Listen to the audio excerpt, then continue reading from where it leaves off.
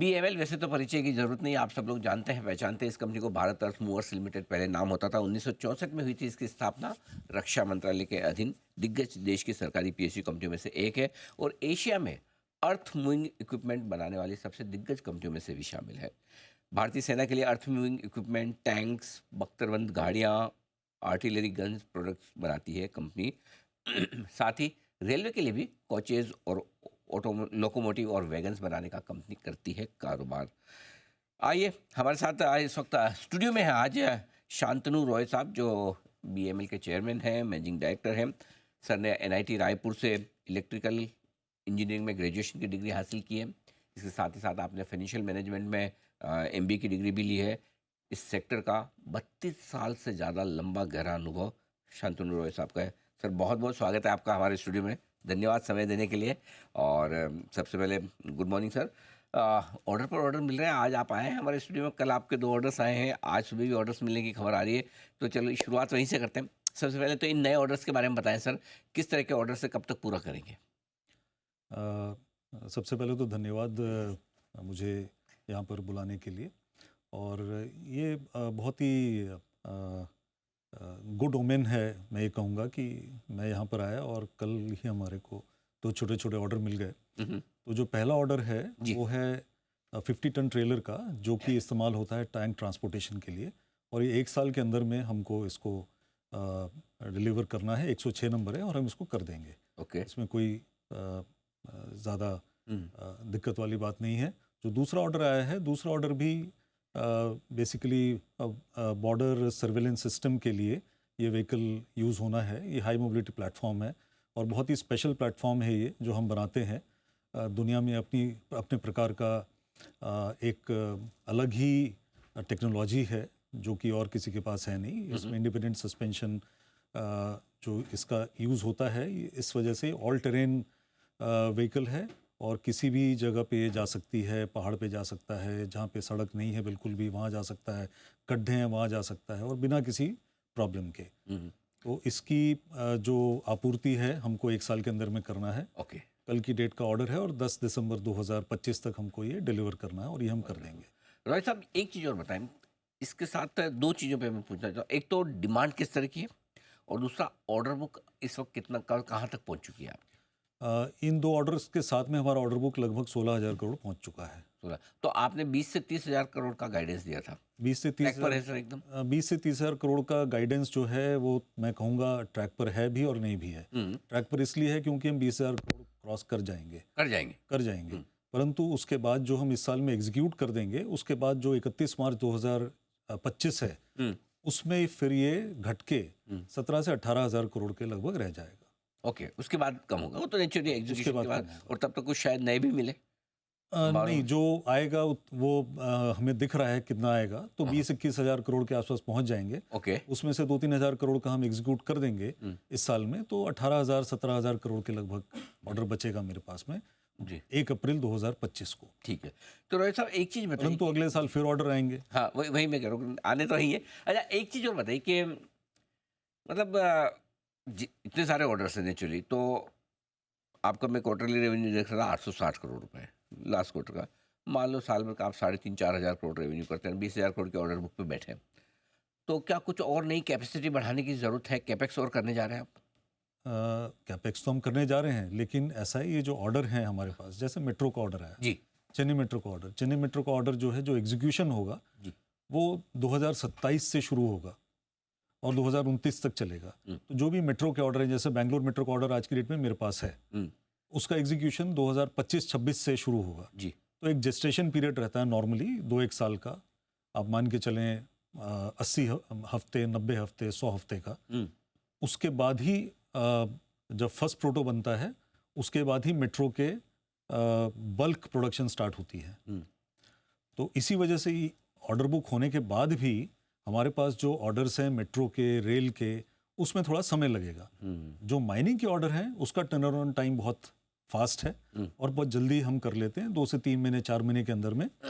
Accept कुछ high and mining equipment हैं, जैसे 21 क्यूबिक मीटर रोप शॉवल जो हम देश में पहली बार बना रहे हैं। 18 महीने में हमने पहली बार all electric 21 cubic metre rope shovel design किया, इन हाउस डेवलप किया और उसकी सप्लाई शुरू कर दी। और आज की डेट में वो NCL निगाही में सितंबर के महीने से असेंबली चल रही है उसकी। इतना बड़ा इक्विपमेंट है, एक बार में जा नहीं सकता। 16 पार्ट में वो जाएगा अच्छा। और वहाँ पे साइट पे असेंबली होगी और वहीं पे कमीशन होगा। ओह।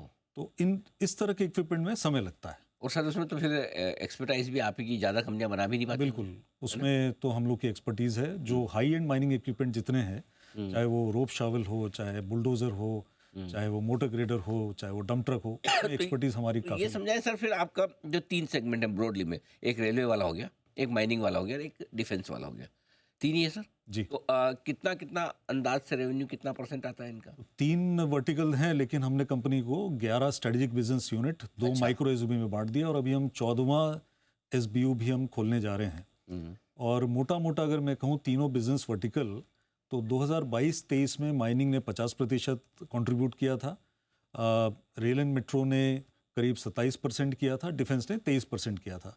पिछले साल रेल एंड मेट्रो ने काफ़ी ज़्यादा कंट्रीब्यूशन किया, 38% का कंट्रीब्यूशन रेल एंड मेट्रो से रहा।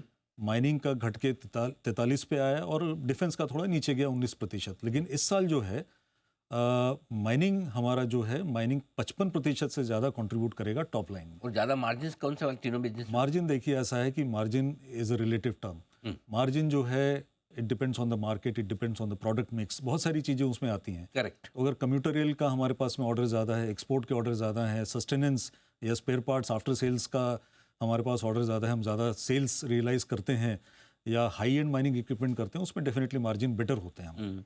सर 2-3 साल पहले आपके स्टॉक का दाम 300-500 रुपये चलता था, कोई देखता नहीं था, किसी को लगता नहीं था कि BML में इतनी ताकत है। और अचानक से जब एक बार वो बीच में ना बातें चलनी शुरू हुई कि डाइवेस्टमेंट होगा, तब लोगों ने थोड़ा सीरियसली पढ़ा और समझ में आया कि अरे कंपनी में तो इतनी वैल्यू है। तो एक तरफ कंपनी में वैल्यू, दूसरी तरफ कंपनी का बिजनेस जो बढ़ा है, ये टर्नअराउंड आपके नेतृत्व में जो हुआ है कंपनी में, ये समझाएं सर, जो BML के इन्वेस्टर्स हैं वो अगले 1 से 3 साल में क्या उम्मीद रखें कंपनी से, किस तरह का विजन आप लेके चल रहे हैं?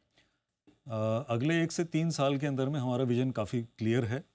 नंबर 1 ग्रोथ, और ग्रोथ में top line growth. Top line में आज हमारा जो नंबर है, मुझे उम्मीद है कि मैं 20%, हम 20% साल दर साल, ईयर ऑन ईयर उसमें बढ़ोतरी करते रहेंगे। जो हमारा बॉटम लाइन है, EBITDA की अगर बात करें तो EBITDA हमारा 7% था आज से 2-3 साल पहले। पिछले साल हम 12% के लगभग पहुंच गए। इस साल का मेरा गाइडेंस 100 बेसिस पॉइंट का है बढ़ोतरी का, और आगे जाके 2 से 3 साल के अंदर में यही जो है 13% से लेके बढ़ के ये 15 से 16% आ जाना चाहिए। और हमारा अल्टीमेट जो एम है वो ये है कि 5 डिजिट में हमारा टॉप लाइन हो और 4 डिजिट में हमारा बॉटम लाइन हो। और हमारे इन्वेस्टर इस बात को उम्मीद कर सकते हैं, क्योंकि हमारे पास उस तरह के ऑर्डर हैं।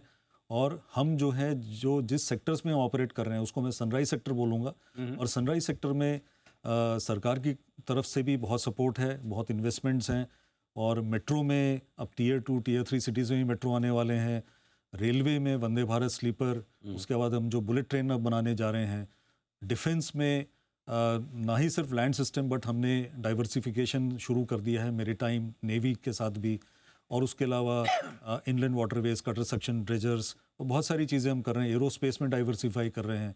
तो डेफिनेटली हमारा सर जो ये करते टॉप कैसे लाइन हैं है, आप, क्योंकि जितनी चीज़ें आप बता रहे हैं सब हाई एंड टेक्नोलॉजी वाली है, मतलब जीरो डिफेक्ट सिस्टम पे काम करना। आपको आप कोई भी प्रोडक्ट ऐसा बना ही नहीं सकते जहाँ थोड़ा भी गड़बड़ हो, एकदम क्रिटिकल है, राइट?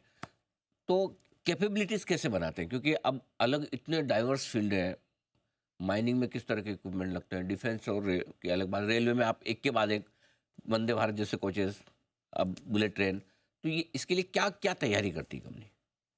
इसके लिए जो है, सबसे पहले हमारी जो कोर स्ट्रेंथ है, जी। हमारी कोर स्ट्रेंथ है शीट मेटल फैब्रिकेशन, वेल्डिंग। हम्म। तो ये सभी प्रोडक्ट्स में ये चीज़ें बहुत इंपॉर्टेंट है। ओके।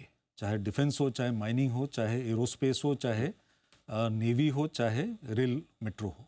तो हम इसी को लिवरेज करते हुए आगे बढ़ते जा रहे हैं। और इसके लिए हमने क्या किया, हमने रिसर्च एंड डेवलपमेंट पे काफ़ी ज़्यादा जोर दिया है। हमारी रिसर्च एंड डेवलपमेंट स्पेंडिंग औसतन 2% के लगभग होती है टॉप लाइन की, जिसको हम बढ़ा के 7% के लगभग ले जाएंगे अगले 3 से 4 साल में। तो ये बहुत ज़रूरी है कि हम नए नए प्रोडक्ट और डेवलप करते जाएं। और इन हाउस हमारी 2 स्ट्रैटेजी है। इन हाउस कैपेबिलिटी को यूज़ करते हुए नए डिज़ाइन हम बनाएं और डेवलप करें, और दूसरा जो है पार्टनरशिप्स, अलायंसेस, क्योंकि we can not reinvent the wheel everywhere, right. Right? So it's a two prong strategy, और बहुत सिंपल स्ट्रैटेजी है। अच्छा, तो अब आइए दोनों बिजनेस, इंडियन मार्केट्स के भी और थोड़े एक्सपोर्ट्स की भी बात करें। कितना रेवेन्यू एक्सपोर्ट से आ रहा है, और एक्सपोर्ट से किस तरह के आगे प्रोस्पेक्ट्स हैं, फोकस है, और क्या मार्जिन ज़्यादा बेहतर है? मार्जिन्स डेफिनेटली एक्सपोर्ट में ज़्यादा बेहतर हैं। ओके। दूसरा, ट्रेडिशनली हमने एक्सपोर्ट आज तक माइनिंग इक्विपमेंट का ही किया है, माइनिंग कंस्ट्रक्शन। हमारा अच्छा। 95% एक्सपोर्ट जो है माइनिंग माइनिंग कंस्ट्रक्शन से रहा है। आज की डेट में जो मेरा एक्सपोर्ट का कंट्रीब्यूशन है टॉप लाइन में, वो 2 से 2.5%, 3% के लगभग है। अगर हम डीम्ड एक्सपोर्ट को देखें तो ठीक है, वो 10% पहुंच जाता है, बट जहाँ तक फिजिकल एक्सपोर्ट का सवाल है, वो 2.5 से 3% है।